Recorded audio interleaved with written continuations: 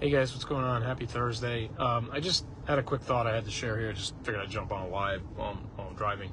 A couple weeks ago, I did a TikTok about, just thoughts on, actually openly thinking out loud, not really even concluding anything, but just kind of thinking out loud about the possibility that there could be another housing market crash, not because the housing market per se was weak, but because of a broader set of circumstances outside the housing market that then toppled over the housing market sort of coincidentally, right? Or tangentially or collaterally, whatever you want to call it.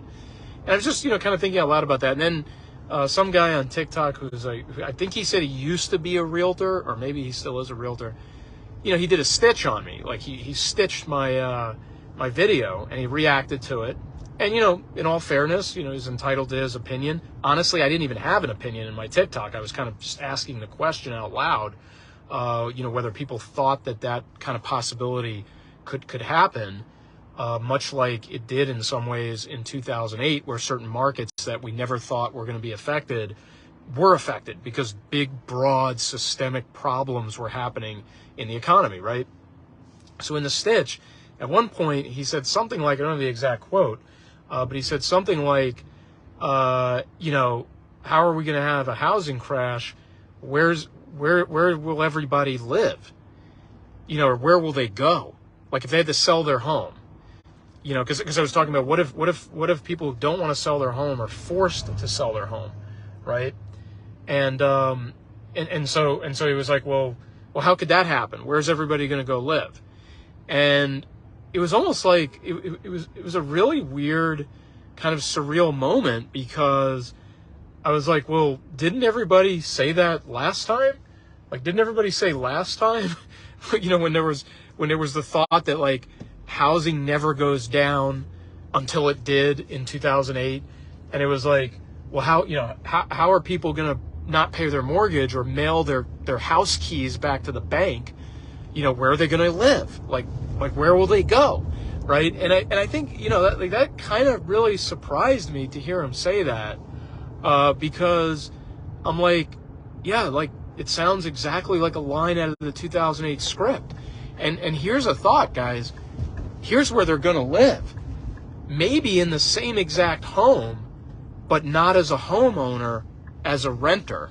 And I say that because as a real estate investor, one of the things that I'd come across just kind of accidentally, wasn't really looking for this or anything, but I heard about it, was a company that was basically going to homeowners and saying, I will buy your home and you can stay in it as a renter. Like, I just want to buy the home and hold the asset, and you can just overnight become the renter.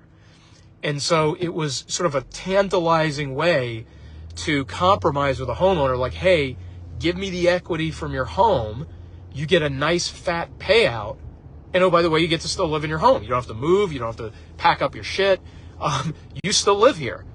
You just happen to not be the owner of the home, right? So like we sort of, convert you in place into a renter, like you don't have to move a muscle kind of thing, right? So, and that was under favorable conditions for the homeowner. Now, what if that same company starts going around to homeowners in unfavorable conditions and saying, hey, now your home is worth 2/3 of what it was when I called you 2 years ago, or it's worth half of what it was when I called you 3 years ago. Now, how do you feel about selling your home if, let's say, you lost your job, you lost your savings, your retirement got cut in half, whatever the case may be? So this is what I'm talking about, guys. It's like these really big macro muscle movements that, oddly, it seems like it's popular to sort of ignore. And it was embodied in this stitch that this gentleman, did on TikTok, where he asked that, one of many points that he made, but one of them was, well, how could all these homeowners sell? Where are they going to go? And it's like, well, where did they go in 2008? Or where do they go when a homeowner is forced to become a renter?